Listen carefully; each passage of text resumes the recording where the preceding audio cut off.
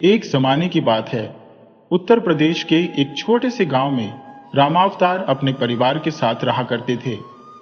वो गांव के मुखिया थे और अपने अच्छे आचरण और व्यवहार के कारण पूरे गांव में उनका बहुत आदर किया जाता था। गांव के हर सुख दुख में वो सबके साथ खड़े रहते थे। रामावतार की पत्नी भी बहुत सीधी सादी और धार्मिक प्रवृत्ति की महिला थी। उनका एक ही बेटा था जिसका नाम सुदेश था। सुदेश बचपन से ही बहुत चंचल था और इकलौता बेटा होने के कारण सबका लाडला था। आज सुदेश का 11वां जन्मदिन था और मुखिया जी ने उसके जन्मदिन पर पूरे गांव में एक बड़ा आयोजन रखा था। गांव में बहुत चहल पहल थी, जैसे कोई बड़ा त्योहार हो। सब लोग जन्मदिन की तैयारियों में जुटे थे। तरह तरह के पकवान बन रहे थे।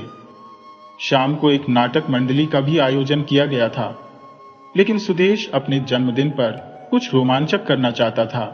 इसलिए उसने गांव की पश्चिमी सीमा पर स्थित उस घने जंगल में जाने का फैसला किया, जिसके बारे में गांव के लोग तरह तरह की बातें किया करते थे।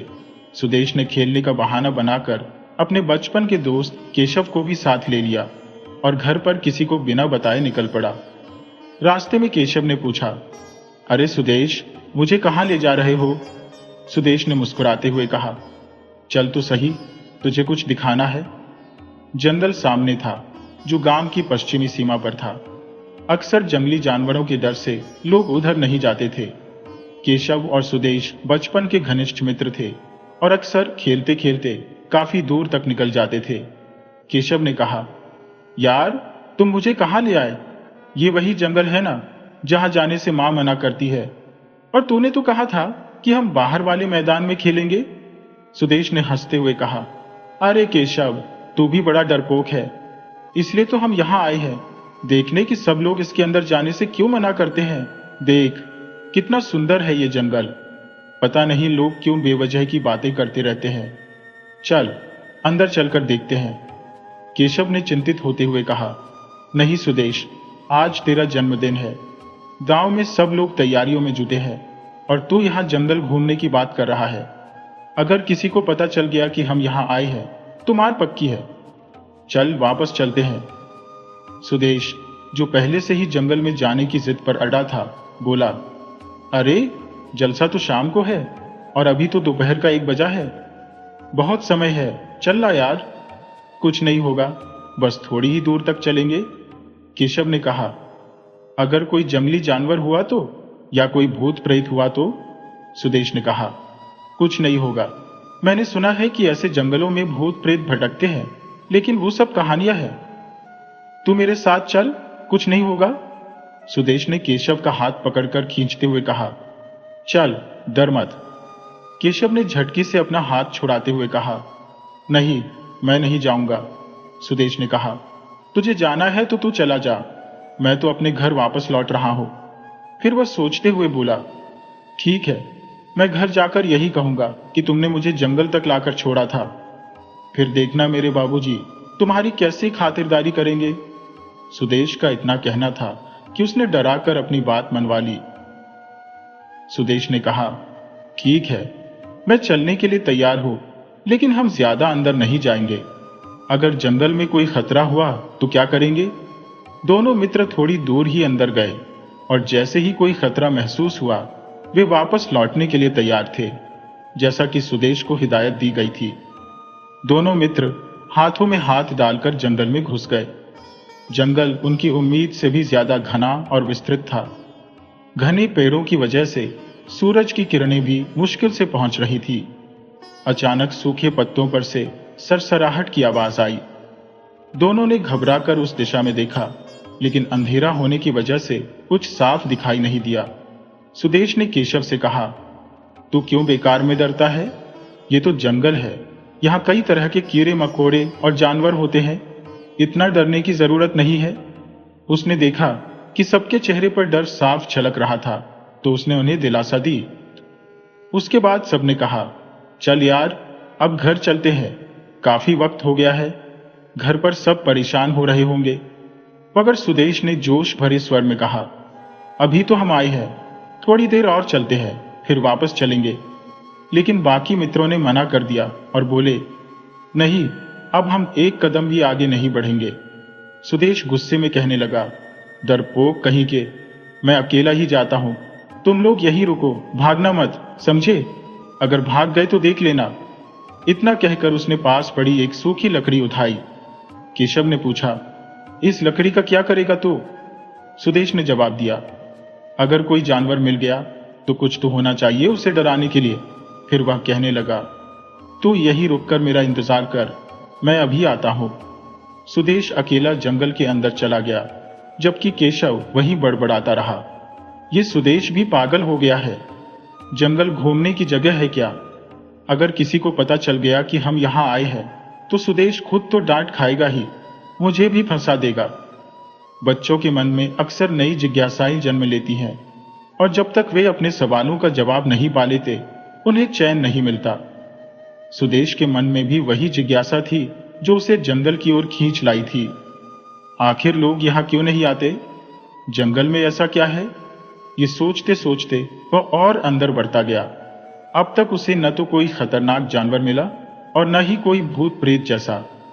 वह सोच ही रहा था कि अचानक फिर से वही सरसराहट की आवाज आई। सुदेश ने तेजी से एक पेड़ के पीछे छिपकर उस दिशा में देखा जहां से आवाज आ रही थी। उसने देखा कि पत्तों के बीच में कुछ रेंग रहा है। ध्यान से देखने पर उसने पाया कि एक काला नाग पत्तों से होकर जंगल की ओर जा रहा था। सुदेश उसे देखकर घबरा गया, लेकिन उसके मन में आया कि उसका पीछा करके देखे कि वह कहां जा रहा है। उसने सोचा, मेरे पास लकड़ी है, अगर उसने मुझ पर हमला किया तो मैं उसे मार दूंगा। यह सोचकर वह सांप का पीछा करने लगा। शायद वह अपने बिल की ओर जा रहा हो। बाबा कहते हैं कि सांप की कहानियों में उनकी मड़ी होती है। इस तरह जिज्ञासा और साहस के साथ सुदेश जंगल की ओर गहरे हिस्सों की ओर बढ़ता गया, हर कदम पर अपने भीतर के डर को चुनौती देते हुए। सुदेश ने सोचते हुए मंथन किया, चलो देखूं तो सही, क्या सच में ऐसा होता है? ये विचार करते हुए सुदेश उसी दिशा में आगे बढ़ चला जहां से वो आवाजें आ रही थी।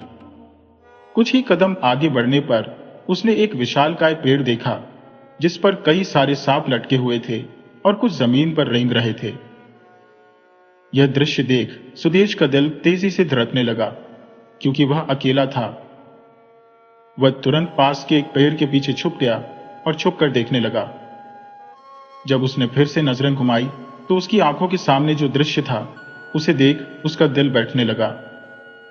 वह भयभीत होकर उस पेड़ की ओर से देखने लगा जहां उसने कई सांप देखे थे, लेकिन इस बार का दृश्य और भी भयावह था। कई बड़े बड़े वृक्ष थे जिन पर अनेक सांप लटक रहे थे। इन वृक्षों की जड़ों के पास मिट्टी के ऊंचे ऊंचे टीले बने हुए थे जिनमें से कई सांप बाहर निकल रहे थे। इन सब के बीच में एक बड़ा टीला था जो बाकी सभी से बड़ा और ऊंचा था। सुदेश की जुबान से निकला, हे भोलेनाथ, इतने सारे सांप, ये तो बहुत खतरनाक लग रहे हैं। अगर मैं यहां और रुका तो यह मेरे लिए बहुत बड़ा खतरा बन सकता है। मुझे यहां नहीं आना चाहिए था। ये सोचते हुए उसका दिल घबराने लगा और उसे पछतावा होने लगा। वह वापस जाने के लिए मुड़ने ही वाला था कि अचानक एक तेज आवाज ने उसका ध्यान खींच लिया। उसने देखा कि सबसे बड़े केले में से आवाजें आ रही थी। तभी बाकी सारे सांपों ने अपने फन फैलाकर उस दिशा की ओर देखा। सुदेश का डर और भी बढ़ गया। वह समझ नहीं पा रहा था कि आखिर यह सांप किसकी ओर देख रहे हैं और ये फुंकार की आवाजें किसकी है। उधर सुदेश की मां, जो दोपहर के भोजन के लिए उसे काफी समय से ढूंढ रही थी, परेशान होने लगी। उसने घर के नौकर हरिया को बुलाया और कहा, हरिया, जरा देख तो सुदेश आज कहां रह गया? बहुत समय हो गया, वो अब तक नहीं आया। हरिया ने जवाब दिया, मालकिन, मैं अभी सुदेश भैया को ढूंढ कर लाता हूं। वह यहीं कहीं आसपास खेल रहे होंगे, आप चिंता मत करो। इतना कहकर हरिया सुदेश को ढूंढने निकल पड़ा। हरिया ने गांव के हर कोने में सुदेश को ढूंढा, लेकिन वह कहीं नहीं मिला। उसने गांव के कुछ बच्चों से भी पूछा, अरे ओ कलुआ, रामू, सुदेश को कहीं देखा है क्या? बच्चों ने जवाब दिया, हाँ काका, थोड़ी देर पहले सुदेश और केशव हमारे साथ खेल रहे थे, फिर वो दोनों कहीं चले गए। हरिया ने सोचा, अच्छा ठीक है, और वापस घर चल पड़ा। घर पहुंचते ही सुदेश की मां दरवाजे पर खड़ी मिली। हरिया को अकेला देखकर वह परेशान हो गई और पूछने लगी, हरिया, सुदेश कहाँ है? तुम तो कह रहे थे उसे लेकर आओगे, लेकिन तुम अकेले ही आ गए। हरिया ने चिंता भरी आवाज में कहा, मालकिन, मैंने हर जगह सुदेश भैया को ढूंढा, लेकिन वह कहीं नहीं मिले। यह सुनकर सुदेश की मां घबराने लगी। हे भगवान, मेरा लल्ला कहाँ चला गया? आज तो उसका जन्मदिन है और कुछ ही घंटे में जलसा शुरू होना है। जंगल में उधर अचानक उस बड़े किले से एक नाग नागिन का जोड़ा बाहर निकला, जिनका रंग सुनहरा था। वह फुंकारते हुए नीचे आने लगे। सुदेश आश्चर्य से उन्हें देखता रह गया, क्योंकि उसने कभी ऐसे सुनहरे रंग के नाग नागिन न देखे थे, न कभी उनके बारे में सुना था। वे सामान्य नाग नागिनों से काफी बड़े थे और सोने के रंग के थे। सुदेश सोचने लगा, क्या मैं कोई सपना देख रहा हूं? क्या यह सच में हो सकता है? और यह जा कहां रहे हैं? नाग नागिन अपने टीले से निकलकर सामने एक ऊंचे मिट्टी के टीले पर, जो एक विशाल पीपल के वृक्ष के नीचे था, कुंडली मारकर बैठ गए। और सभी सांपों ने इस प्रकार अपने सिर झुका लिए, जैसे वे उनका अभिवादन कर रही हो। ऐसा प्रतीत हो रहा था मानो सांपों की एक महफिल सजी हो और वह सोने के नाग नागिन उन सांपों के राजा रानी हो। यह दृश्य इतना असाधारण था कि शायद लोगों ने इसे केवल कहानियों में ही सुना होगा। परंतु सुदेश अपनी आंखों से उस अद्वितीय दृश्य को देख रहा था। सुदेश के मन में विचार आया कि मुझे यहां से तुरंत निकलना होगा। अगर इन सांपों ने मेरी आहट सुन ली तो शायद ही मैं यहां से जिंदा बच पाऊंगा। इसी सोच में डूबे हुए जैसे ही सुदेश ने पीछे की ओर कदम बढ़ाया, उसका पैर एक पत्थर पर पड़ गया और संतुलन बिगड़ जाने के कारण वह सूखे पत्तों पर गिर पड़ा। इस दुर्घटना से तेज आवाज हुई और सभी सांपों के फन आहट सुनकर उसी दिशा में मुड़ गए। सुदेश ने तुरंत खुद को संभाला और जितनी तेजी से हो सकता था वहां से भाग खड़ा हुआ। आहट सुनते ही दो सांप अपनी बांबी से निकलकर तेजी से सुदेश के पीछे दौड़ पड़े। सुदेश पूरी ताकत लगाकर भाग रहा था और पीछे से वे सांप तेजी से रेंगते हुए उसका पीछा कर रहे थे। भागते भागते सुदेश उस स्थान पर पहुंच गया जहां उसने केशव को छोड़ा था। केशव एक पेड़ की छांव में बैठा उसकी प्रतीक्षा कर रहा था। सुदेश ने हांफते हुए कहा, केशव, भागो, जल्दी यहां से भागो। सुदेश के अचानक से चिल्लाने पर केशव चौंक गया और इधर उधर देखने लगा, लेकिन उसे कुछ भी दिखाई नहीं दिया कि सुदेश किससे डरकर भाग रहा था।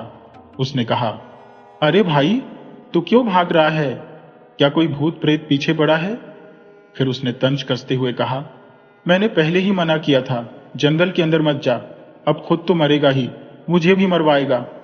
सुदेश ने घबराते हुए कहा, केशव, जल्दी से भाग ले, तू भी जल्दी यहां से निकल ले।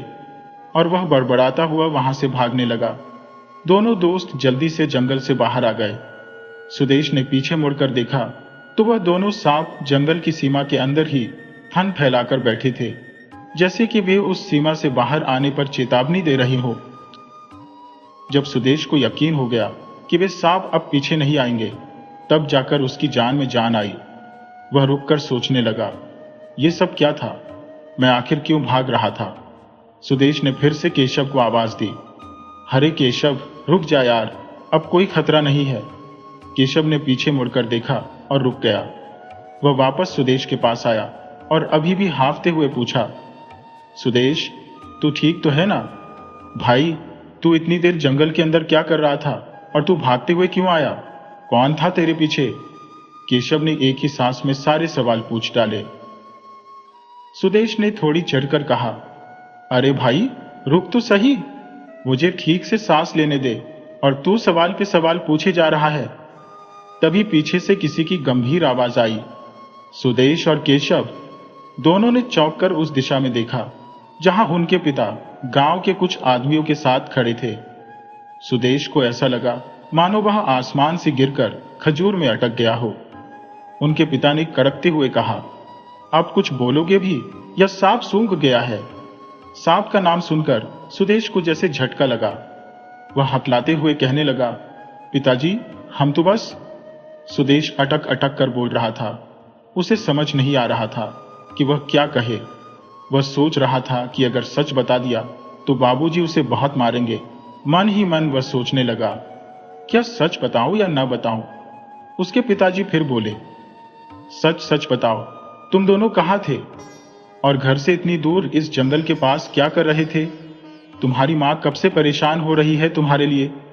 गांव में सब तुम्हारा जन्मदिन मनाने की तैयारी में लगे हैं और तुम ना जाने कहां घूम रहे हो। सुदेश को अब सब समझ में आ गया था, क्योंकि उसके पिता के चेहरे पर गुस्सा साफ नजर आ रहा था। फिर उसके पिता ने कहा, सुदेश, कहीं तुम दोनों उस जंगल में तो नहीं गए थे? सभी गांव वाले भी चौंक गए थे जब एक ग्रामीण ने संदेह जताते हुए कहा, मुझे यकीन है तुम लोग उसी जंगल में गए थे, क्योंकि उस ओर कोई आता जाता नहीं है। उसकी बात सुनकर सबकी आंखें खुली की खुली रह गईं। मुखिया जी ने गुस्से से कहा, सच सच बताओ, कहां गए थे तुम दोनों? मुखिया जी की कड़क आवाज सुनकर सुदेश की रही सही हिम्मत भी टूट गई। अब उसमें और झूठ बोलने की हिम्मत नहीं थी, इसलिए उसने डरते डरते सब कुछ बता दिया। उसने जो भी देखा वो सब गांव वालों को साफ साफ बता दिया। ये सुनकर मुखिया जी अवाक रह गए। तभी किसी ने कहा, मुखिया जी, ये तो भोलेनाथ की कृपा है कि आपका बेटा सही सलामत लौट आया, नहीं तो आज तक जिसने भी उस जंगल में कदम रखा वो कभी लौट कर नहीं आया। गांव के लोग एक दूसरे से बात करने लगे, आश्चर्य जताते हुए। तभी एक व्यक्ति ने कहा, अभी इन बातों का समय नहीं है, शाम हो चुकी है, घर पर सब चिंतित है और कार्यक्रम का भी समय हो गया है। मुखिया जी ने सुदेश और केशव को डांटते हुए कहा, अब घर चलो और खबरदार, जो इस बारे में अपनी मां को कुछ बताया। उन्होंने दोनों को सख्त हिदायत दी कि किसी को कुछ न बताएं और फिर सभी वापस चल पड़े। सुदेश को सही सलामत देखकर उसकी मां ने चैन की सांस ली। घर में अब सब जलसे के लिए तैयार होने लगे। रात गिर आई थी और कार्यक्रम शुरू हो गया। सुदेश भी उस घटना को भुलाकर अब जलसे का आनंद लेने लगा। तभी एक व्यक्ति ने मुखिया जी से कहा, मुखिया जी, मुझे लगता है कि हमें यह बात शिवचरण बाबा को बता देनी चाहिए। कहीं ऐसा ना हो कि गांव पर कोई मुसीबत आ जाए। दूसरे व्यक्ति ने धीरे से कहा, हाँ, बात सही है, शिवचरण बाबा को सब बता देना चाहिए। पिछले 30 सालों से गांव का कोई भी उस जंगल में नहीं गया था। आखिरी बार जब कोई गया था तो वो शिवचरण बाबा ही थे। वो जिंदा तो लौट आए थे, लेकिन अपनी आंखें खो बैठे थे। तब से उन्होंने सबको चेतावनी दी थी कि कोई भी उस ओर न जाए। कुछ और लोग भी कानाफूसी करने लगे। तभी अचानक किसी ने चिल्लाया, सांप सांप, और वहां भगदड़ मच गई। मुखिया जी ने जल्दी से अपनी पत्नी और बेटे को नौकर के साथ घर भेज दिया। तभी एक आदमी दौड़ता हुआ आया और बोला, मुखिया जी, जल्दी चलिए, कुम्हार की पत्नी को सांप ने काट लिया है। वैद्य जी को जल्दी वहां ले आइए, हम सब आ रहे हैं। मुखिया जी ने तुरंत वहां जाने का आदेश दिया और खुद भी कुम्हार के घर की ओर भागे। वहां पहुंचने पर पता चला कि कुम्हार की पत्नी अब इस दुनिया में नहीं रही। उसका शरीर जहर से नीला पड़ गया था। वैद्य जी ने अफसोस जताते हुए कहा, मुखिया जी, मेरे पास इसका कोई इलाज नहीं है। तभी एक आदमी ने मुखिया जी के कान में धीरे से कुछ कहा, मुखिया जी, मुझे आपसे कुछ बात करनी है, थोड़ा किनारे चलिए। मुखिया जी ने कहा, हाँ बोलिए। वो आदमी बोला, मुखिया जी, आपके बेटे ने उस जंगल की सीमा पार की, तभी यह सब हुआ है, नहीं तो इतने सालों में इस गांव में किसी की भी सर्प के काटने से जान नहीं गई। अब क्या करना होगा? मुखिया जी ने कहा, मुझे तो कुछ समझ नहीं आ रहा, यह एक इत्तेफाक भी तो हो सकता है।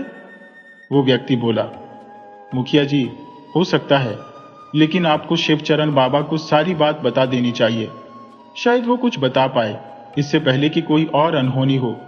आप उनसे मिलकर सब कुछ बता दीजिए। मुखिया जी सोच में पड़ गए कि क्या करें। फिर कुछ सोच विचार कर वे शिवचरण बाबा के घर की ओर चल पड़े और उनके दरवाजे पर दस्तक दी। शिवचरण बाबा, जो अब अंधे हो चुके थे, लाठी ढूंढते हुए उठे। बरसों पहले एक हादसे ने शिवचरण बाबा से न केवल उनकी आंखें छीन ली थी, बल्कि उनके परिवार को भी उनसे दूर कर दिया था। अब वे गांव के किनारे एक छोटी सी झोपड़ी में अकेले जीवन व्यतीत कर रहे थे। गांव के लोग उनकी बहुत इज्जत करते थे और उनकी जितनी भी मदद हो सकती थी करते थे। दृष्टिहीन होने के बावजूद बाबा अपना सारा काम खुद ही करते थे। लोग कहते हैं, एक हाथ से भगवान लेते हैं तो दूसरे हाथ से देते भी हैं।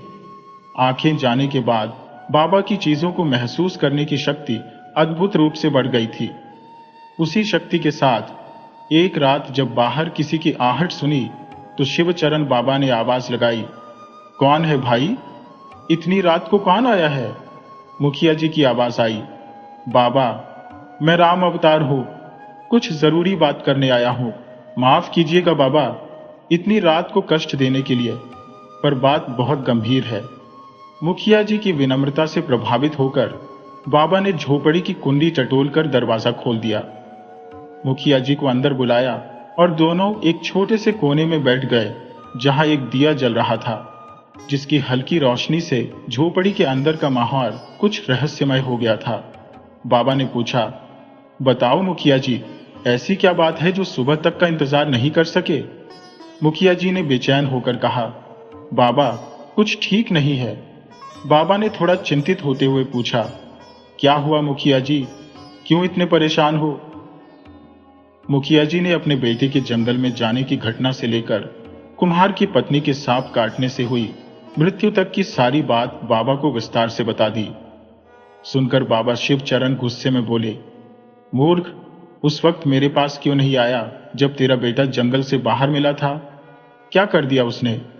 वो तो बालक था इसलिए जिंदा बच गया, नहीं तो या तो मर गया होता या मेरी तरह सब कुछ खो चुका होता।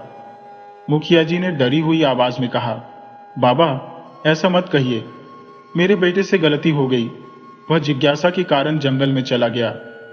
अब उसे कोई खतरा तो नहीं है ना? बाबा ने गंभीर स्वर में कहा, मुखिया जी, अगर तेरा बेटा उस जगह गया है तो वह कोई साधारण स्थान नहीं है। वहां जाने की जुर्रत करने वाले को पछताने का मौका भी नहीं मिलता, जैसे मुझे नहीं मिला। सब कुछ खो दिया मैंने और अब यह जीवन अपनों के बिना एक सजा बन गया है। मुखिया जी ने कांपते हुए पूछा, बाबा, किसकी बात कर रहे हो आप? किसने आपको ऐसी सजा दी? कुछ तो बताइए।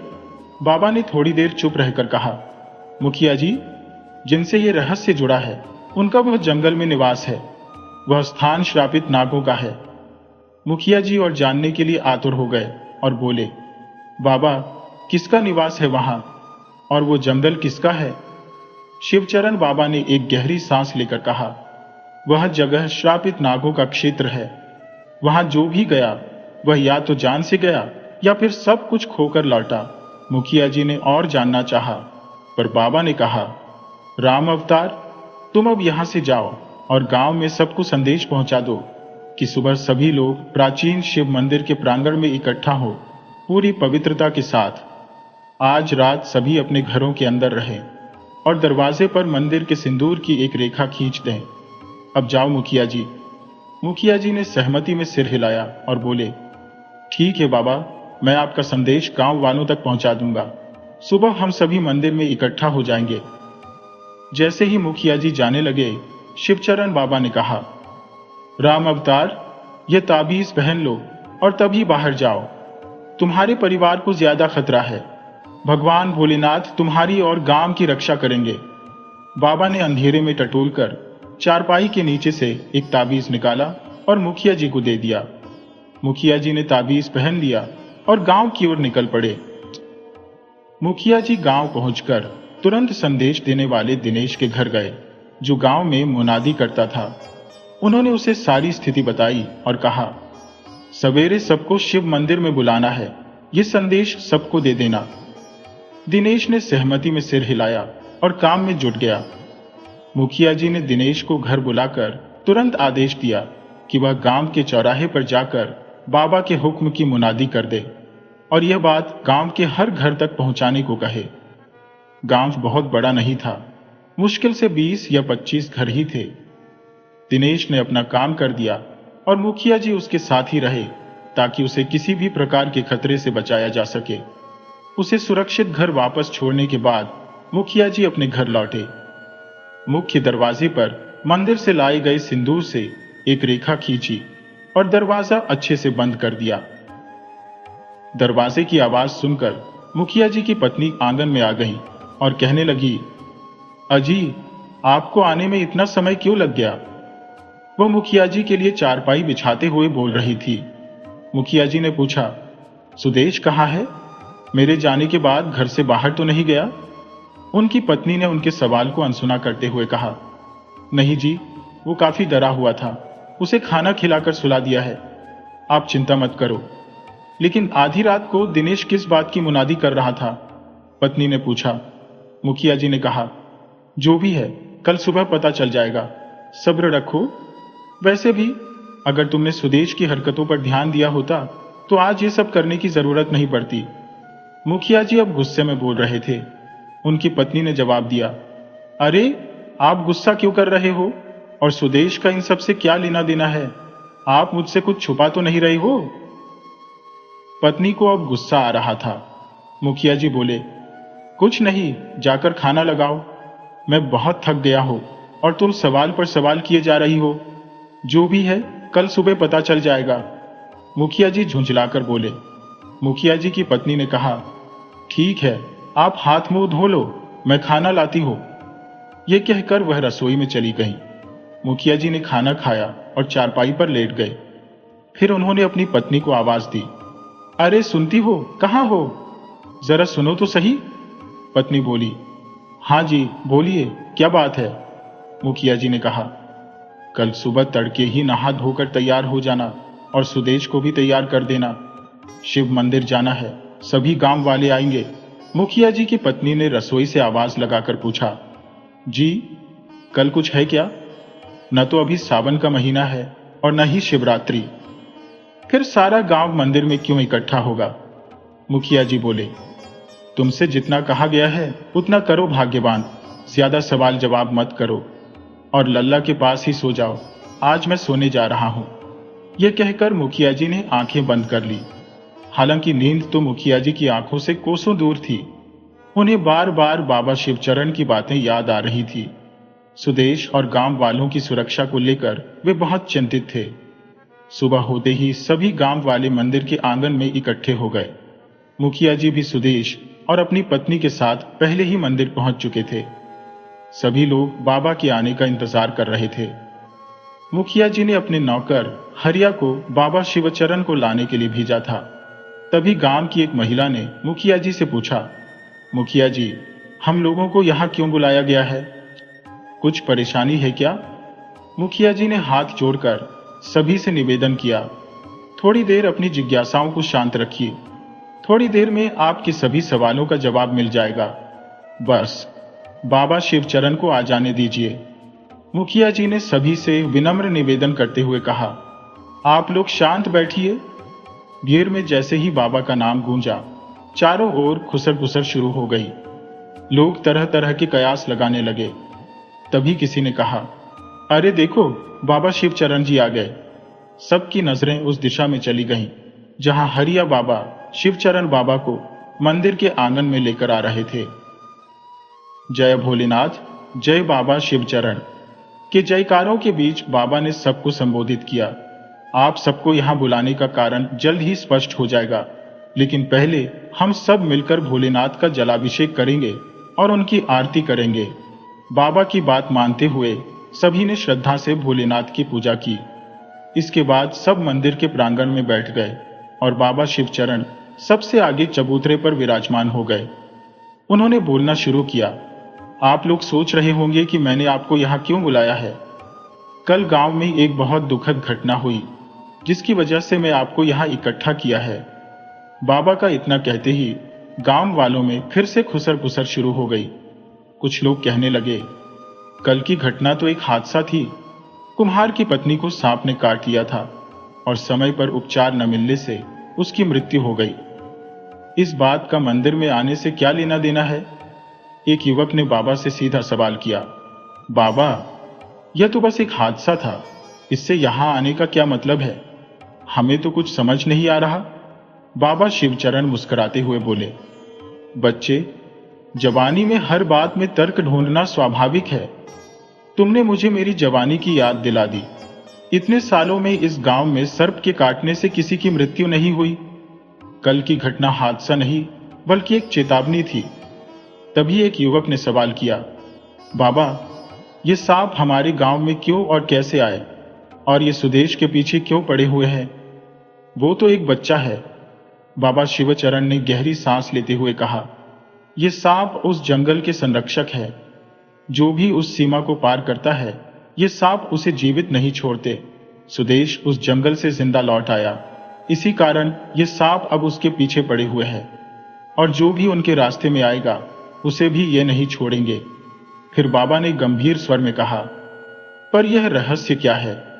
और जब मैं उस जंगल में गया था तो मैं जीवित कैसे लौटा? ये सांप सुदेश के पीछे क्यों पड़े हैं? मुखिया जी, जो अब तक चुप थे, ने कहा, बाबा, अब आप पूरा सच बताइए। मुझे मेरे बेटे की चिंता हो रही है। वह अभी बच्चा है और गलती से वहां चला गया था, तो इतनी बड़ी सजा क्यों? बाबा शिवचरण ने गहरी सांस लेते हुए कहा, मुखिया जी, पहले शांत हो जाइए और मेरी बात ध्यान से सुनिए।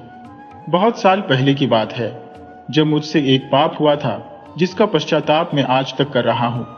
बाबा ने अपनी यादों में खोते हुए कहा, मैं तब 20 साल का हट्टा कट्टा नौजवान था। मेरी शादी 8 साल की उम्र में हो गई थी और मेरी पत्नी मुझसे 2 साल छोटी थी। गौना होने तक वह अपने मायके में ही रही। फिर 15 साल की उम्र में उसे हमारे घर लाया गया। मेरे माता पिता और पत्नी, बस इतना ही हमारा छोटा सा सुखी परिवार था। लेकिन हमारी खुशियों में कमी थी तो सिर्फ एक संतान की। कहते कहते बाबा की आंखें नम हो गई। उन्होंने अपनी कहानी जारी रखी। मेरी मां शिवचरण को प्यार से शिवा कहकर बुलाती थी। अरे शिवा, कहां मर गया रे? उसकी मां चिल्लाते हुए बोली। शिवा, जो अपनी मां के प्यार भरे गुस्से से परिचित था, झुंझलाते हुए बोला, क्या हुआ अम्मा? क्यों चिल्ला रही हो? कान ठीक है हमारे, क्या बात है? उसकी मां, जो हमेशा की तरह उसकी चिंता में लगी रहती थी, बोली, अरे अभी तेरी काकी के घर से आ रही हो। उसकी बहू ने खुशखबरी दी है, और एक तेरी बीवी है जो अभी तक कोई खुशखबरी नहीं लाई। अब तो लोग भी बातें करने लगे हैं। शिवा को गुस्सा आ गया। वह बोला, अम्मा, जिसे जो बोलना है बोलने दो, मुझे कोई फर्क नहीं पड़ता। जब बच्चा होना होगा हो जाएगा, क्यों बार बार पीछे पड़ी हो? शिवा की मां, जो हमेशा अपने पोते का सपना देखती थी, बोली, मेरे भी तो कुछ अरमान है। मैं भी अपने पोते का मुंह देखना चाहती हूँ, उसे गोद में खिलाना चाहती हूँ, जैसे बाकी की औरतें अपने पोते पोतियों को खिलाती है। शिवा अपनी मां की बात समझता था, लेकिन कुछ बातें इंसान के बस में नहीं होती। तभी शिवा के पिताजी खेत से लौटे और बोले, शिवा, तेरी अम्मा सही कह रही है। अब तो मेरा भी मन करता है कि कोई मुझे बाबा कहकर पुकारे और मैं उसे गोद में लेकर पूरे गांव में घूम आऊं। शिवचरण की पत्नी, जो दरवाजे के पास खड़ी थी, ये सब सुन रही थी। उसके मन को इन बातों से गहरा आघात लगता था, लेकिन वो कभी किसी से कुछ नहीं कहती थी। उसे भी तो मां बनने की तमन्ना थी, क्योंकि उसकी उम्र की सारी सहेलियां अब 2-2 बच्चों की मां बन चुकी थी, और वो अब भी एक औलाद के लिए तरस रही थी।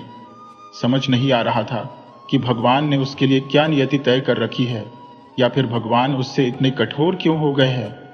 वो यही सोचकर अक्सर रो देती थी।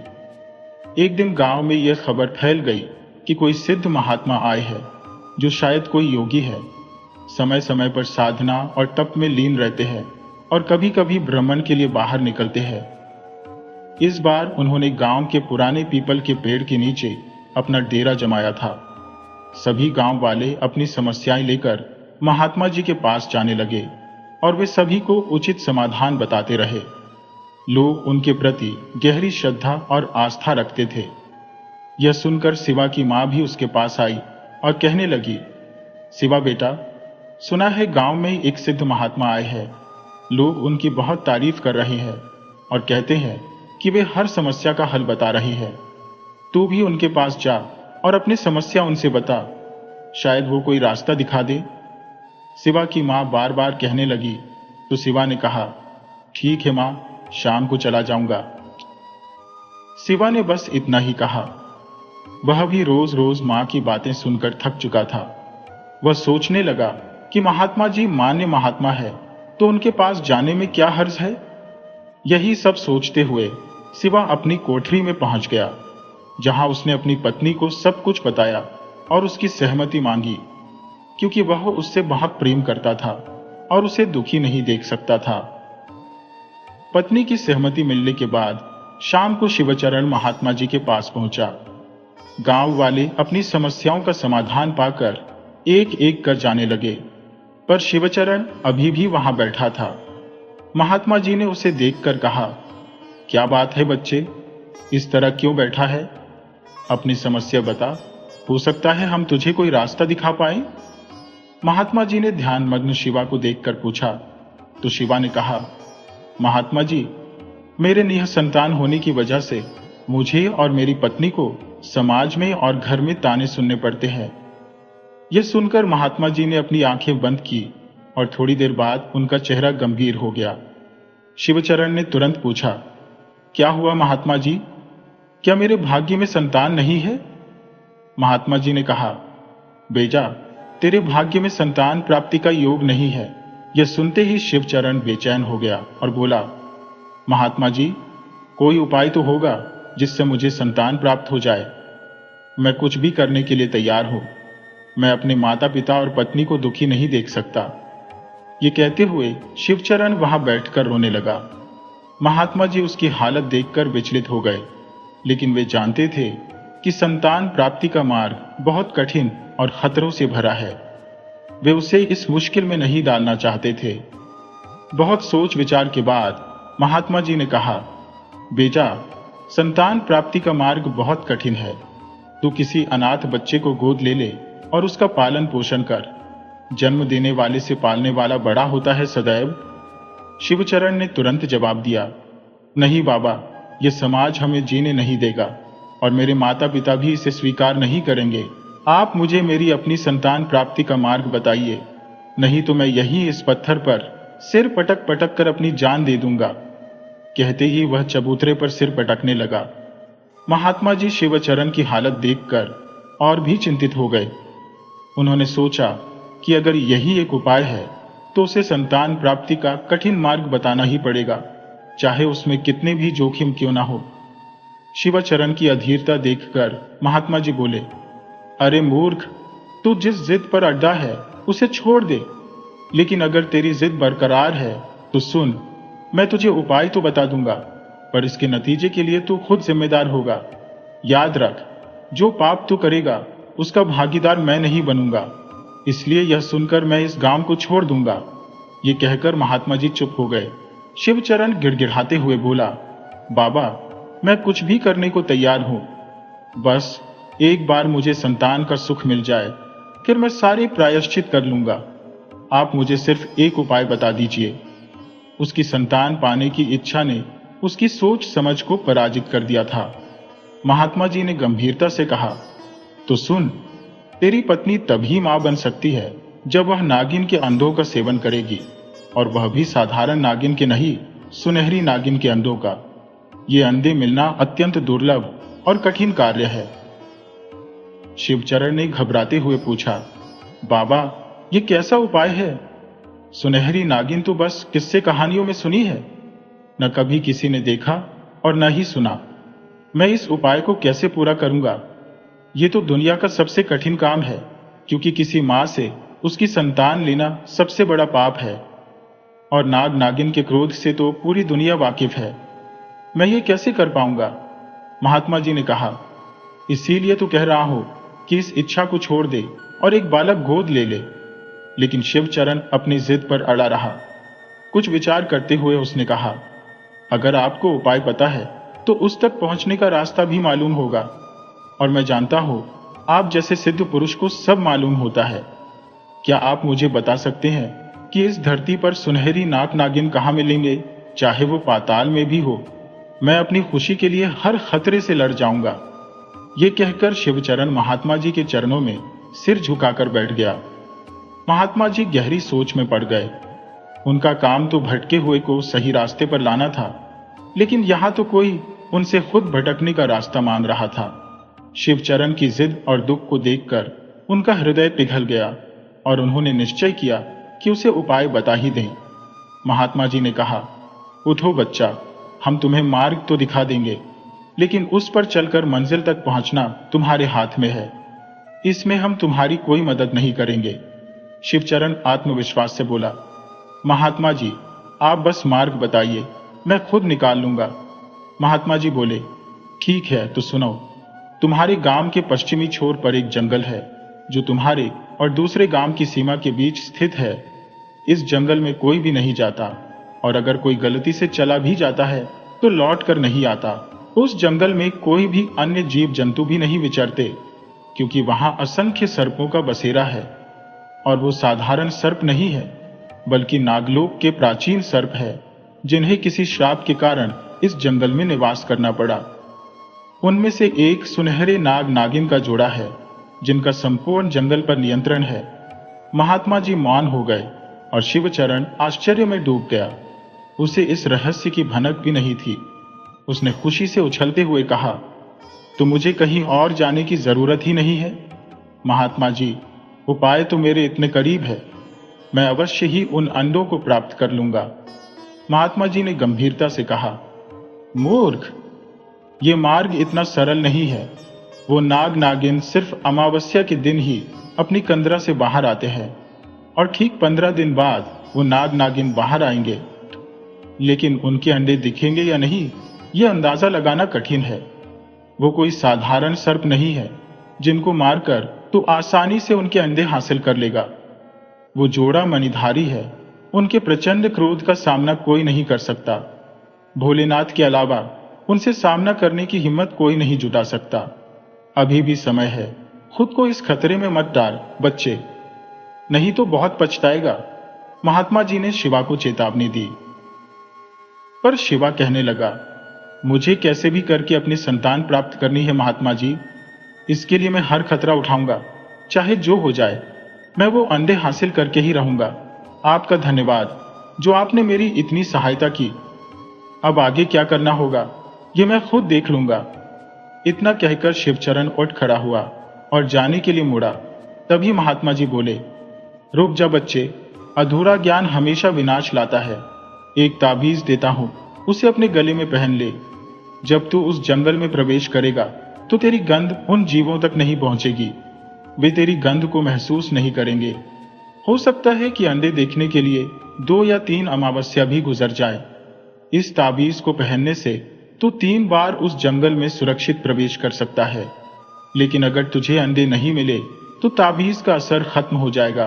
फिर अगर तू उस जंगल में गया तो तेरी मौत निश्चित है। बिना ताबीज के ये तुझ पर भारी पड़ेगा। इतना कहकर महात्मा जी ने अपना हाथ आगे किया और कुछ मंत्र बुदबुदाए। एक ताबीज उनके हाथ में आ गया और उन्होंने शिवचरण को दे दिया। शिवचरण ने तुरंत ही उसे अपने गले में धारण कर लिया। तभी महात्मा जी ने अपने झोले से एक जड़ी बूटी निकाली और बोले, ये ले जा, इससे सर्पों को कुछ समय के लिए वश में किया जा सकता है, पर यह उन मणिधारी नाग नागिन के जोड़े पर कोई असर नहीं करेगी। इसका प्रयोग एक बार ही कर सकते हो, ये वक्त पर तेरी रक्षा करेगी। ये कहकर महात्मा जी ने शिवचरण के सिर पर हाथ रखकर आशीर्वाद दिया। शिवचरण खुश होकर घर लौट आया। घर आकर जब उसकी मां और पत्नी ने पूछा कि महात्मा जी ने क्या उपाय बताया है, तो उसने बस इतना ही कहा कि उपाय तो मिल गया है, पर उसे किसी को बताना नहीं है, गुप्त रखना है। ऐसा उसने इसलिए कहा क्योंकि वो जानता था कि अगर उसने घर में पूरी बात बताई तो कोई भी उसे वहां जाने नहीं देगा। आखिर 15 दिन बीत गए और अमावस्या का दिन आ गया। रात हो चुकी थी।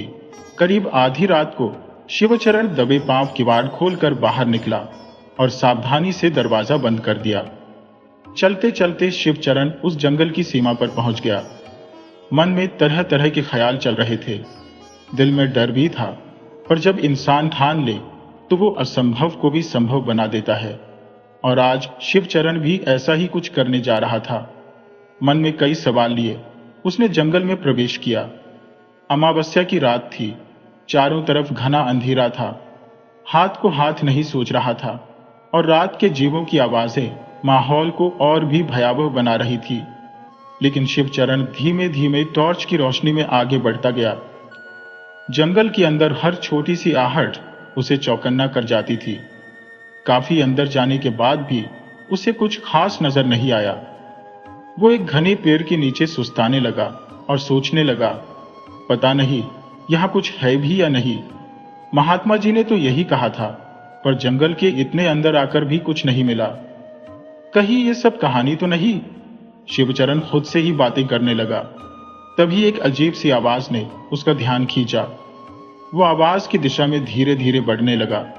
अचानक उसकी टॉर्च ने काम करना बंद कर दिया। अब इसको क्या हो गया? शिवचरण सोचने लगा। वह टॉर्च को झुंझलाते हुए देख रहा था, इधर उधर हिला रहा था। तभी उसे जंगल के अंदर से आती हुई एक हल्की सी रोशनी की किरण दिखाई दी। पहले तो वह डर गया कि इस समय जंगल में रोशनी कहां से आ रही है, वो भी अमावस्या की रात को। फिर उसके दिमाग में महात्मा जी की कही बात आई, वो नाग नागिन का जोड़ा मणिधारी है। तो वह सोचने लगा, जरूर ये रोशनी मणि की है। शिवचरण के मन में उथल पुथल मच गई और वो उस रोशनी की तरफ बढ़ने लगा। थोड़ा और अंदर जाने पर रोशनी तेज हो गई। अब शिवचरण और आगे बढ़ता जा रहा था। आखिरकार वह उस जगह पहुंच गया जहां से रोशनी निकल रही थी। उसे अपनी आंखों पर विश्वास नहीं हो रहा था। जो दृश्य उसकी आंखों के सामने था वो एकदम अद्भुत था। चारों ओर विशाल पेड़ थे, उनकी शाखाओं से नाक लटक रहे थे। न जाने कितने सिर जमीन में घुसे हुए थे और पेड़ों की जड़ों में घूम रहे थे। बोगियों के ऊपर से झांकते हुए खौफनाक दृश्य उन कक्षों के माहौल को और भी डरावना और रहस्यमय बना रहे थे। सबसे हैरान कर देने वाली चीज वो रोशनी थी जो एक विशाल पेड़ के नीचे बने सबसे ऊंचे टीले से आ रही थी। वहां पर एक बड़े और सुनहरे रंग के नाग नागिन का जोड़ा कुंडली मारकर बैठा था। उनमें से एक के फन पर एक छोटे से हीरे के बराबर का रत्न था, जिससे दूधिया रंग की तेज रोशनी निकल रही थी जो पूरे वातावरण को दिव्य बना रही थी। शिवचरण ने सोचा, तो ये है मणिधारी नाग नागिन का जोड़ा। लगता है मणि जैसी कोई चीज वाकई होती है। ये सब कहानियां में सुनते थे, पर आज तो अपनी आंखों से देख रहा हूं। ये सच है या कोई भ्रम? ये दृश्य किसी भी इंसान के सोचने समझने की शक्ति को खत्म कर सकता है।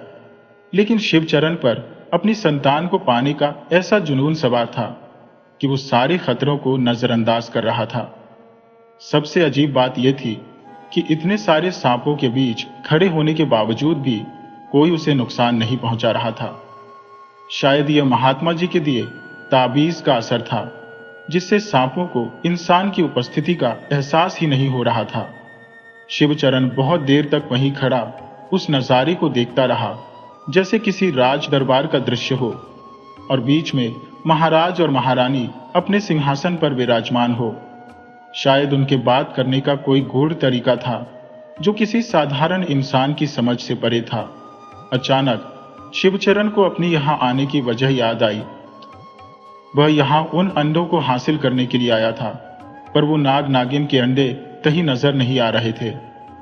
उसने सुना था कि नागिन हमेशा अपनी कुंडली के बीच में अंडे रखती है जब तक कि वो फूट न जाए, पर यहां तो ऐसा कुछ भी नहीं था। नागिन की कुंडली के बीच में भी कोई अंडा नहीं था। शिवचरण ने बहुत कोशिश की, पर उसके हाथ निराशा ही लगी। कई प्रयासों के बाद भी जब उसे कुछ नहीं मिला तो वह हार मानकर वापस लौटने का मन बना लिया। उसे वहां रुकना अब खतरे से खाली नहीं लग रहा था। वहां उसे एक अजीब सा खौफनाक अनुभव हो रहा था, क्योंकि इस बार भी कुछ हासिल नहीं हुआ था। शायद महात्मा जी सही कह रहे थे कि इन अंडों को प्राप्त करने के लिए कोई नई चाल या योजना बनानी होगी, नहीं तो जान भी जा सकती है। और यह भी नहीं पता कि 3 अमावस्या तक ये अंडे मिलेंगे भी या नहीं। शिवचरण इसी उधेड़बुन में डूबा हुआ वापस लौट पड़ा। जब वह गांव पहुंचा तो रात का आखिरी पहर चल रहा था। बस कुछ ही देर में सुबह होने वाली थी। वह चुपचाप जाकर अपने कमरे में सो गया, बिना किसी को कुछ बताए। अमावस्या की रात ऐसे ही बीत गई। शिवचरण बहुत चिंतित था। क्योंकि अब बस 2 ही मौके बचे थे और उसी बीज को लेकर वो जंगल में सुरक्षित पहुंच सकता था। इसी बीच उसे अपना काम भी निपटाना था। इस बार वो जंगल पूरी तैयारी से जाना चाहता था, ताकि अगर अंडे नजर आ जाए तो बिना किसी परेशानी के उन्हें हासिल कर सके। कुछ दिन बीत गए। एक दिन गांव में सपेरों का एक दल आया, जो गांव में नाग नागिन का तमाशा दिखाते थे और उनके जहर से बचने के लिए जड़ी बूटी भी बेचते थे। शिवचरण ने देखा कि कई सांप सपेरों की बीन की धुन पर झूमते हुए मस्त हो जाते हैं। ये देखकर शिवचरण के दिमाग में एक तरकीब सूझी। उसने सोचा कि सपेरों की मदद से शायद वह अपनी मंजिल तक पहुंच सकता है। शिवचरण सपेरों के तंबू की तरफ गया, जो गांव की सीमा पर लगा हुआ था। रात का वक्त था और सभी लोग अपने अपने घरों में सो चुके थे। शिवचरण धीरे धीरे सपेरों के तंबू की ओर बढ़ने लगा। रात का समय था, लेकिन गांव के लोग जल्दी सो जाते थे, इसलिए रास्ते सुनसान और वीरान हो गए थे। शिवचरण मन ही मन अपनी योजना को सोच रहा था कि कैसे वो सपेरों की मदद से नाग नागिन के अंडों तक पहुंच सकता है। वो इस बार पूरी तैयारी के साथ आगे बढ़ रहा था, ताकि बिना किसी रुकावट के अपने लक्ष्य को हासिल कर सके। इक्का दुक्का लोग घरों की ओर लौट रहे थे। शिवचरण तेजी से उस दिशा में बढ़ रहा था। उसकी धड़कनें तेज हो रही थी कि कहीं कोई उसे रोक न ले। अगर कोई पूछ बैठा कि इतनी रात को कहां जा रहे हो, तो क्या जवाब देगा? वह सपेरों की बस्ती में एक तंबू के आगे जाकर रुका और आवाज लगाई, कोई है? थोड़ी देर बाद एक बूढ़ा व्यक्ति बाहर आया। उसने संजीदा स्वर में पूछा, इतनी रात गए कौन हो भाई, और यहां क्यों आए हो? शिवचरण ने विनम्रता से कहा, भाई, मुझे तुम्हारे सरदार से मिलना है। क्या आप उनसे मेरी मुलाकात करा सकते हैं? बूढ़े ने मुस्कुराते हुए कहा, मैं ही इस कबीले का सरदार हूं। बताओ, क्या काम है? शिवचरण ने हाथ जोड़कर कहा, भाई, मुझे आपसे एक मदद चाहिए। अगर आप बुरा न माने तो मैं आराम से बैठकर आपको सारी बात समझाता हूं। शिवचरण ने तंबू के अंदर चलकर बात करने का इशारा किया। सरदार थोड़ी देर के लिए असमंजस में था, पर फिर उसने शिवचरण को अंदर बुला लिया। अंदर जाकर शिवचरण ने अपनी पूरी कहानी सरदार को सुनाई, लेकिन उसने यह बात छुपा ली कि नाग नागिन साधारण नहीं, बल्कि अद्वितीय है। पूरी बात सुनने के बाद सरदार कुछ देर तक सोच में डूबा रहा। फिर उसने पूछा, तुम्हारी मदद तो कर देंगे, पर इसके बदले में हमें क्या मिलेगा? शिवचरण ने संजीदगी से कहा, मैं आपकी मेहनत का उचित मूल्य दूंगा, जो भी आपकी सेवा के लिए उचित होगा। सरदार ने सिर हिलाते हुए कहा, काम तो मुश्किल है, पर हम करेंगे। इसके लिए हमें अपने सबसे कुशल सपेरों की मदद लेनी पड़ेगी। मैं कल तुम्हें बताऊंगा। शिवचरण ने हामी भरते हुए कहा, ठीक है, मैं कल फिर आऊंगा। तब तक आप अपने साथियों से बात कर लीजिए। अगले दिन शिवचरण फिर से सपेरों की बस्ती में आया। सरदार ने उसे बताया कि उसने अपने कुछ अत्यंत कुशल सपेरों को इस काम के लिए तैयार कर लिया है। उनकी बात सुनकर शिवचरण के मन को शांति मिली। शिवचरण ने सरदार को अपनी योजना समझाई। योजना के अनुसार शिवचरण सपेरों के साथ जंगल तक जाएगा, लेकिन वह अकेला ही अंदर जाएगा।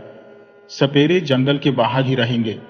अगर शिवचरण को अंदर वह मिल गया जिसकी उसे तलाश है, तो वह एक विशेष आवाज निकालेगा।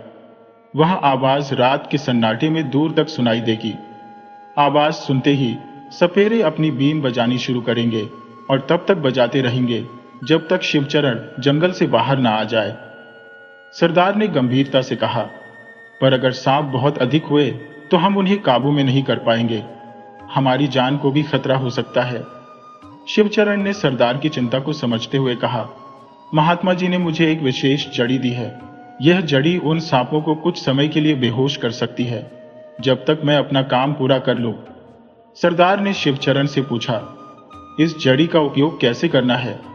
शिवचरण ने बताया, इस जड़ी को आग में डालना है। इससे निकला हुआ धुआं उन जीवों को बेहोश कर देगा, पर सिर्फ थोड़े समय के लिए। उस समय में हमें अपना काम पूरा करना होगा और वहां से निकलना होगा। सरदार ने कहा, ठीक है, पर यह काम हमें अमावस्या की रात को ही करना होगा। हम तैयार रहेंगे, लेकिन हमारा मेहनताना समय पर मिलना चाहिए। हम यहाँ ज्यादा दिन रुकने वाले नहीं हैं। शिवचरण ने आश्वासन दिया, आपको आपका मेहनताना समय पर मिल जाएगा। जैसे ही मेरा काम होगा आपका पैसा भी मिल जाएगा। शिवचरण ने उनकी तसल्ली के बाद वापस अपने घर की राह ली। शिवचरण की पत्नी कई दिनों से उसके बदले हुए व्यवहार को देखकर परेशान थी। आज उसने तय कर लिया कि वह इस बदलाव की वजह जानकर रहेगी। शिवचरण खाना खाकर लेटा ही था कि उसकी पत्नी पास आई और बोली, सुनिए, हमें आपसे कुछ बात करनी है। शिवचरण ने गहरी सांस लेते हुए कहा, कहो क्या बात है अम्मा? फिर से कुछ कहने आई हो क्या? उसकी अम्मा बोली, नहीं शिवा, कोई बात नहीं, लेकिन हम कुछ दिनों से देख रहे हैं कि तुम कुछ परेशान से लग रहे हो। तुम्हारा व्यवहार भी अजीब हो गया है। क्या कोई बात है जो तुम छिपा रहे हो? शिवचरण ने तुरंत बात को टालने की कोशिश करते हुए कहा, नहीं नहीं, ऐसी कोई बात नहीं है। इस बार फसल कुछ अच्छी नहीं हुई तो थोड़ा परेशान हो। घर के खर्चों की सोचकर चिंतित हूं बस। लेकिन उसकी पत्नी ने बात पकड़ ली और बोली, नहीं जी, कोई और बात है। इतने सालों में हमने आपको इतना तो समझ ही लिया है। जब से आप महात्मा जी से मिलकर आए हो तब से ही आप कुछ परेशान हो। शिवचरण ने मन ही मन समझ लिया कि उसकी पत्नी बात की तह तक पहुंचने की कोशिश कर रही थी। उसने कहा, क्या बेवजह मुझे परेशान कर रही हो? थक हार कर घर आया हूं, चैन से रहने दो। ये कहते हुए शिवचरण ने मुंह फेरकर दूसरी तरफ करवट लेकर सोने की कोशिश की। उसकी पत्नी ने कहा, देखिए, हमसे कुछ मत छिपाइए। हमें लग रहा है कि आप बच्चे के लिए परेशान हैं। जरूर महात्मा जी ने कुछ बड़ा उपाय बताया है, तभी से आप चिंतित हो। कुछ गलत तो नहीं कर रहे हैं ना बच्चे के लिए? पत्नी के इस सवाल पर शिवचरण का गुस्सा उबल पड़ा। वह घर में बैठ गया और गुस्से में पत्नी की तरफ घूरते हुए बोला, तुम अपने काम में ध्यान लगाओ, बस मुझसे सवाल जवाब करने की हिम्मत मत करना, समझी? और अगर मैं कुछ कर भी रहा हूं तो हमारी भलाई के लिए कर रहा हूं। तुम ज्यादा टोका टाकी मत करो। उसकी पत्नी बोली, ठीक है, नहीं बोलेंगे, लेकिन बस एक बात कह रहे हैं, बच्चा पाने के लिए कोई गलत काम मत करना। हम ऐसे ही ठीक है, दुनिया के ताने सह लेंगे, पर कोई गलत रास्ता अपनाकर बच्चा नहीं चाहिए।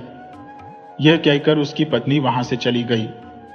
शिवचरण सोचने लगा, कितनी भोली औरत है, लेकिन दुनिया में हर काम सही गलत के नजरिए से नहीं देखा जा सकता। अगर संतान आसानी से मिल जाती तो मिल जाती। अब चाहे रास्ता कितना भी कठिन हो, अपनी संतान के लिए मैं कुछ भी करूंगा। ये सोचकर शिवचरण सो गया। अगली अमावस्या की रात आ गई। आधी रात को शिवचरण सपेरों की टोली के साथ जंगल की ओर चल पड़ा।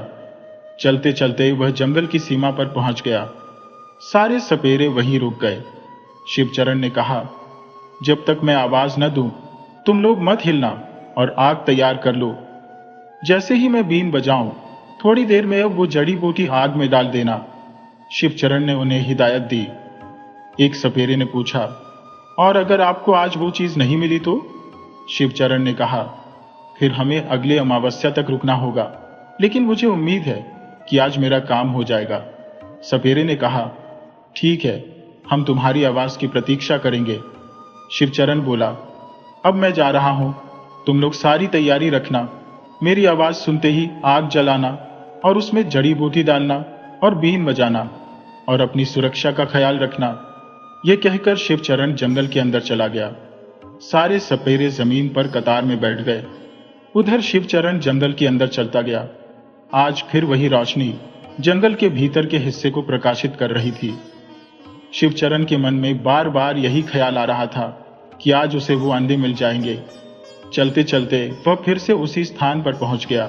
वही अद्भुत दृश्य, वही अलौकिक रोशनी, जो किसी को भी यह मानने पर मजबूर कर दे कि इंसानी दुनिया से भी परे एक दुनिया है। शायद ही किसी साधारण इंसान ने अपने जीवन में ऐसा दृश्य देखा हो। शिवचरण ने एक बार फिर उस अजीबो गरीब दृश्य को देखा और उसे लगा कि वह खुद को खुशकिस्मत समझ सकता है कि दोबारा इस दृश्य का साक्षी बन रहा है। लेकिन कहते हैं ना, जब किसी का विनाश करीब आता है तो उसकी बुद्धि भी भ्रष्ट हो जाती है। शिवचरण के साथ भी कुछ ऐसा ही हो रहा था। वह जिस दृश्य को देखकर खुद को भाग्यशाली मान रहा था, उसी की वजह से उसे जीवन भर का पछतावा होने वाला था।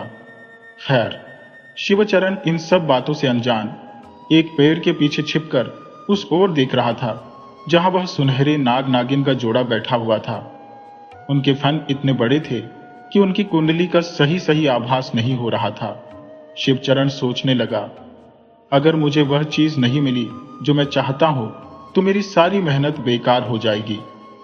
काफी देर तक कोशिश करने के बाद भी उसे अंडे नजर नहीं आए और वह हताश होकर एक पेड़ के नीचे बैठ गया। तभी अचानक एक तेज बंक की आवाज सुनाई दी, जिससे उसका ध्यान उस ओर गया। उसने देखा कि नागिन ने अपना फन नीचे झुकाया हुआ है और उसके पीछे उसकी कुंडली में रखे अंडे साफ साफ नजर आ रहे थे। वे अंडे सफेद नहीं बल्कि सुनहरे रंग के थे, जिन्हें देखकर शिवचरण खुशी से उछल पड़ा। फिर उसने खुद को संभाला और जोर से 3-4 बार रात्रिचर पक्षी की आवाज निकाली। उसे बचपन से ही पशु पक्षियों की आवाज की नकल करने में मजा आता था और आज यही उसका हुनर उसके काम आ रहा था। जैसे ही सपेरों ने यह आवाज सुनी, उन्होंने बीन बजाना शुरू कर दिया। एक साथ इतनी बीन की तेज धुन ने पूरे जंगल और उसके आसपास के इलाके को गूंजायमान कर दिया। शिवचरण ने देखा कि पेड़ों से नाग नागिन और सैकड़ों सर्प उस ध्वनि की दिशा में रेंगने लगे। महात्मा जी की ताबीज का असर था कि उसके पास से सैकड़ों सांप गुजर रहे थे, लेकिन उसके होने का एहसास किसी को नहीं था। धीरे धीरे सारे सर्प जंगल की सीमा पर पहुंच गए। सपेरे भी इतने सारे सर्पों को एक साथ देखकर हैरान थे। उनके सरदार ने वही जड़ी बूटी आग में डाल दी, जिससे एक तेज धुआं उठा। सपेरे तब तक बीन बजाते रहे और धीरे धीरे धुएं के असर से सभी सर्प बेहोश हो गए। वहीं दूसरी ओर वह सुनहरे नाग नागिन का जोड़ा अभी भी अपने स्थान पर था, जिसे देखकर शिवचरण चिंतित हो गया। उसने सोचा, अगर ये यहां से नहीं हटे तो अंडे कैसे लूंगा। तभी वह नाग नागिन धीरे धीरे उस चबूतरे से नीचे उतर आए, मानो एक दूसरे से कुछ बातचीत कर रहे हो। फिर वे तेजी से उस बीन की ध्वनि की दिशा में बढ़ने लगे। शिवचरण ने मौका पाकर पेड़ के पीछे से निकलकर उस चबूतरे के पास पहुंच गया जहां अंडे रखे थे। उसने जल्दी से अंडे उठाए और तेजी से भाग खड़ा हुआ। उधर सुनहरे नाग नागिन का जोड़ा जंगल में आधी रास्ते तक जाकर अचानक मुड़ गया और तेजी से अपने स्थान की ओर लौटने लगा। तब तक शिवचरण भागते भागते जंगल की सीमा पर पहुंच चुका था। वहां जो सर्प बेहोश पड़े थे, वे शायद अब होश में आने वाले थे। शिवचरण अब कोई खतरा मोल नहीं लेना चाहता था। उसने अंडों को अपने गमछे में बांधा और जितनी तेजी से हो सकता था वहां से भाग खड़ा हुआ। जब नाग नागिन अपने स्थान पर पहुंचे और अपने अंडे गायब पाए तो वे गुस्से में पागल हो गए और एक भयंकर फुंकार छोड़ी, जिससे पूरा जंगल थरथरा उठा। उधर भागते भागते शिवचरण अपने घर पहुंच गया। रात का आखिरी पहर भी अब लगभग बीत चुका था और सुबह की पहली किरण धरती तक पहुंच चुकी थी। उसने अंडों को एक सुरक्षित जगह पर छुपाया और चारपाई पर लेटकर सुस्ताने लगा। सुबह हुई और सब अपने अपने दैनिक कार्यों में लग गए। शिवचरण भी उठा, स्नान किया और चुपचाप अंडे निकालकर अपने कमरे में गया। उसने अपनी पत्नी को आवाज लगाई, अरे रत्ना, कहां हो। तभी रत्ना ने कहा, क्या हुआ, क्यों सुबह सुबह चिल्ला रहे हो। शिवचरण बोला, ये देखो मैं तुम्हारे लिए क्या लाया हूं। ये कहते हुए शिवचरण ने अपने गमछे से अंडे निकालकर अपनी पत्नी के हाथों में रख दिए। शिवचरण की पत्नी अंडों को हाथ में लेकर हैरानी से बोली, ये कहां से ले आए ऐसे अंडे। आज तक मैंने कभी ऐसे अंडे नहीं देखे और सुनहरे अंडे तो कोई मुर्गी देती भी नहीं है। वह अंडों को उलट पलट कर देखने लगी। उसकी उत्सुकता बढ़ती जा रही थी। शिवचरण ने उसकी तरफ देखा और ठंडे स्वर में कहा, तुमको इससे क्या फर्क पड़ता है कि यह मुर्गी के अंडे हैं या अजगर के। तुम्हारा काम सिर्फ इन्हें पकाकर खाना है। और एक बात ध्यान से सुन लो, ज्यादा सवाल जवाब मत करना। इन्हें खाने से हमें संतान हो जाएगी, समझी। पत्नी कुछ कहना चाह रही थी, लेकिन शिवचरण ने उसे बीच में ही रोक दिया। तुम बस वही करो जो मैंने कहा है। इन्हें चुपचाप खा लेना और अम्मा को मत बताना, शिवचरण ने सख्ती से कहा। पत्नी के मन में असमंजस था लेकिन वह कुछ बोली नहीं और चुपचाप अंडे लेकर रसोई में चली गई। दोपहर का समय था और शिवचरण ने सोचा कि सपेरों को उनके काम का मेहनताना दे आए। वह पैसे और राशन लेकर अपनी साइकिल पर सवार हो उस दिशा में चल पड़ा। रास्ते में उसने देखा कि कई लोग एक तरफ दौड़ते हुए जा रहे हैं। उसका दिल बैठने लगा कि कहीं कोई अनहोनी तो नहीं हो गई। जब वह वहां पहुंचा तो भीड़ का हुजूम देखकर उसकी चिंता बढ़ गई। भीड़ को चीरते हुए जब वह अंदर पहुंचा तो उसके पैरों तले जमीन खिसक गई। वहां उन्हीं सपेरों की लाशें पड़ी थी जो उसके साथ आए थे।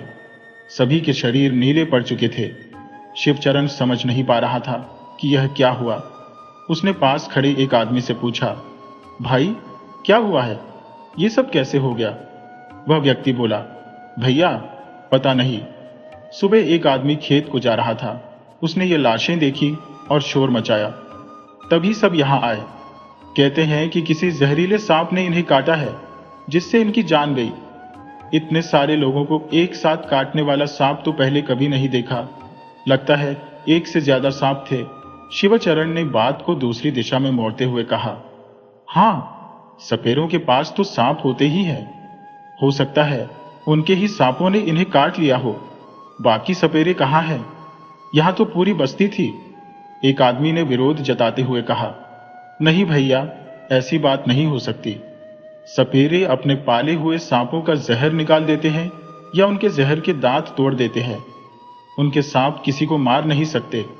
यह जरूर किसी और जगह से आए हुए सांप थे और बहुत बड़ी संख्या में थे, पर अपने गांव में ऐसा किस्सा आज तक नहीं हुआ। शिवचरण जैसे खुद को सांपों का विशेषज्ञ समझते हुए बोला, जंगल और खेतों में सांपों का आना आम बात है। शायद इन लोगों की गलती से इनकी जान गई। इतना कहकर वह चुपचाप वहां से वापस चल पड़ा। लेकिन शिवचरण को धीरे धीरे एहसास होने लगा कि कोई उसका पीछा कर रहा है। अक्सर रात में उसे डरावने सपने आते जिनमें बहुत बड़े बड़े सांप होते। वह इसे अपने दिमाग का भ्रम मानकर नजरअंदाज कर रहा था। इसी बीच वह खुशखबरी आई जिसका शिवचरण को वर्षों से इंतजार था। उसकी पत्नी गर्भवती थी और वह पिता बनने वाला था। घर में खुशी का माहौल था। अब उसके माँ बाप भी बहुत खुश थे। उसकी माँ तो अब अपनी बहू को कोई काम भी नहीं करने देती थी और हर बात का ख्याल रखती थी। पर उसकी पत्नी पूरी तरह से खुश नहीं थी। जब से उसे पता चला कि वह माँ बनने वाली है, तब से वह अजीब सी बेचैनी महसूस कर रही थी। उसे हमेशा ऐसा लगता जैसे कोई उसके आसपास है और पेट के अंदर भी उसे कुछ असामान्य सा महसूस होता था। शिवचरण की जिंदगी में खुशियों की बहार थी। आखिर उसकी पत्नी का छठा महीना चल रहा था। अब तक सब कुछ सामान्य ही चल रहा था, पर एक रात अचानक उसकी पत्नी के पेट में तेज दर्द उठा, जिससे पूरा घर परेशान हो गया। जब दर्द हद से ज्यादा बढ़ गया तो शिवचरण पास के गांव की एक दाई को बुला लाया, क्योंकि बाकी सभी डॉक्टर्स और पुरुष लोग घर से बाहर थे। दाई ने आकर कई देर तक निरीक्षण किया और फिर बोली, ये तो बहुत अजीब है। छठा महीना है और बच्चा बाहर आ रहा है। अगर तुरंत प्रसव नहीं हुआ तो मां और बच्चे दोनों की जान खतरे में है। घर में सबके होश उड़ गए। शिवचरण कुछ भी समझने की हालत में नहीं था। दाई ने काफी मशक्कत के बाद प्रसव कराया। मां और बच्ची दोनों सुरक्षित थे, पर दाई को हैरानी हो रही थी। छठे महीने में बच्ची पूरी तरह स्वस्थ और विकसित थी। यह अजीब लग रहा था। दाई ने कहा, बधाई हो, लक्ष्मी आई है घर में। बेटी का जन्म हुआ है, बिल्कुल चांद का टुकड़ा है। ऐसी सुंदर बच्ची मैंने पहले कभी नहीं देखी। उसने बच्ची को शिवचरण की गोद में रखा और शिवचरण ने अपनी बेटी को गहरे प्यार से देखा। इतने दिन बाद पिता बनने का सुख उसे मिला था। उसकी बेटी का रंग दूध जैसा सफेद था, नीली आंखें और चेहरे पर कुछ ऐसा अलौकिक तेज था जो देखने वाले को मंत्रमुग्ध कर दे। हालांकि उसकी मां और बाप बहुत खुश नहीं थे कि घर में बेटी का जन्म हुआ है, पर उन्होंने अपने बेटे की खुशी के लिए कुछ नहीं कहा। मगर उसकी मां के मन में सवाल थे, आखिर छठे महीने में कोई बच्चा पूरी तरह से विकसित और स्वस्थ कैसे हो सकता है? फिर भी बेटे की खुशी देखकर वह चुप रही। घर में खुशी का माहौल था। आखिर इतने दिनों बाद घर में किलकारी गूंजी थी, लेकिन कोई यह नहीं जानता था कि उन पर किसी की बुरी नजर थी। शिवचरण को लगने लगा था कि अब उसे किसी बात का डर नहीं है। उसने सोचा कि जो होना था वह हो चुका है और अब कोई खतरा नहीं है। लेकिन उसकी यह सोच पूरी तरह गलत थी। जो पाप उसने किया था उसकी सजा का वक्त आ गया था। 2 दिन बीत गए। शाम का समय था। शिवचरण और उसके बाबूजी खेतों से लौट आए थे। सब आंगन में बैठे थे, जबकि उसकी पत्नी अपने कमरे में थी, क्योंकि रीति रिवाज के अनुसार उसे 12 दिन बाद ही बाहर आना था। शिवचरण की मां रसोई में गई थी पानी लाने। तभी अचानक रसोई से चीखने की आवाज आई। शिवचरण दौड़ता हुआ रसोई में गया और जो उसने देखा उससे उसके होश उड़ गए। उसकी मां जमीन पर गिरी पड़ी थी। माथे के बीचों बीच सांप के काटने का निशान था। मुंह से झाग निकल रहा था और उनका शरीर धीरे धीरे नीला पड़ने लगा था। तभी अचानक एक जोरदार फुफकार की आवाज आई। शिवचरण ने मुड़कर देखा तो पानी की मटकी के पास एक भयानक काला नाग फन फैलाए खड़ा था। शिवचरण मानो बर्फ बन गया। फिर उसे बाहर से अपने बाबूजी की चीखने की आवाज आई। वह भागता हुआ बाहर गया, पर जब तक वह पहुंचा बहुत देर हो चुकी थी। उसके बाबूजी जमीन पर गिरे तड़प रहे थे और उनके माथे के बीचों बीच भी सांप के काटने का निशान था। पूरे घर में भयानक फुफकारों की आवाज गूंजने लगी थी। शिवचरण को महात्मा जी की बातें याद आने लगी। वह तुरंत उठा। उसके पास रोने का भी समय नहीं था। वह जैसे तैसे अपने कमरे तक पहुंचा। अपनी पत्नी और बच्ची को उठाकर भागने की तैयारी करने लगा। उसने पोटली में कुछ कपड़े और जरूरी सामान डाला और अपनी पत्नी का हाथ पकड़कर पिछवाड़े के दरवाजे से बाहर भाग निकला। उसकी पत्नी कुछ समझ नहीं पा रही थी। वह पूछने लगी, हम पिछवाड़े से क्यों जा रहे हैं? शिवचरण ने जवाब दिया, यह सवाल करने का समय नहीं है। हम अभी के अभी गांव छोड़ रहे हैं। बस चुपचाप चलते रहो। शिवचरण जान चुका था कि अब उन पर बदले की बारी आ गई है, लेकिन उसकी पत्नी को कुछ समझ नहीं आ रहा था। वह बोली, मैं ज्यादा दूर नहीं चल सकती। मुन्नी भी गोद में है और मेरी हालत ऐसी नहीं है कि मैं भाग सकूं। शिवचरण को याद आया कि उसकी पत्नी ज्यादा दूर नहीं भाग सकती। अभी 2 ही दिन हुए थे उसे प्रसव के बाद आराम करने के। तभी उसने फिर से फुफकारने की आवाज सुनी।